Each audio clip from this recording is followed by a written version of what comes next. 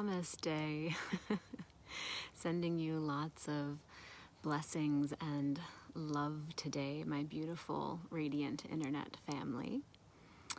I am Jessica Amos, and I'm founder of Stay With Yourself, and I'm also a men's coach who helps men who are outwardly successful find inner fulfillment and a purpose-driven life.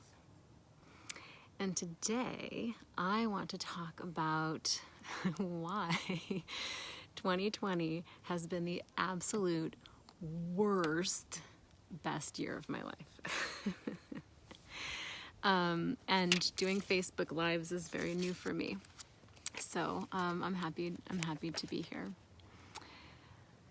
So when I say it's been the worst best year, I really mean that. This year started out rough. I mean, before I ever knew, we didn't know that COVID was coming. Like, we didn't know that all this shit was going to go down.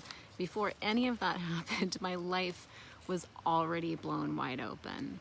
I was already in one of the deepest states of grief I've ever experienced in my life due to a surprising and sudden breakup with my sweetheart of 3.5 years. And let me tell you, I've worked with so many people around relationships ending. And for me personally, most of my relationships and even giant, big life changes that I've been through have been my choice. That I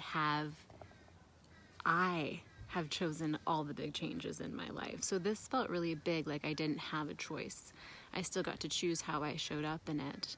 And how I was showing up was making the choice to really, really, really dig into my grief work.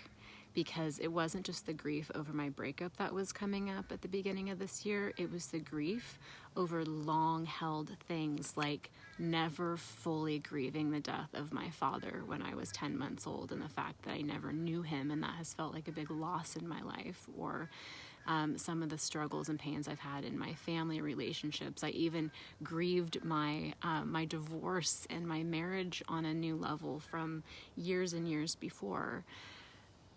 And everything I've known as a healer and light worker, I dug into it. I started going to acupuncture. I was going to the hot springs every week. I was crying every day and releasing. I was writing and journaling.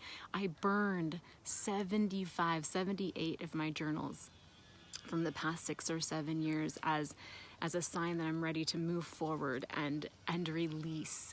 I went to healers. I had muscle testing done. I started recognizing that I carry emotions in my body and just practicing releasing all of the grief that was coming up, because grief begets grief.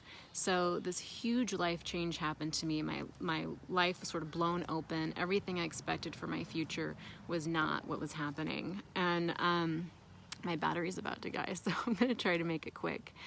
And then COVID hit, and I was still in a grief state, and I was given this opportunity to be home and to rest and to continue caring for myself and for my heart and making some decisions that were really heart-centered in my life with these big changes that had already happened. My future was already not the future I thought it was going to be.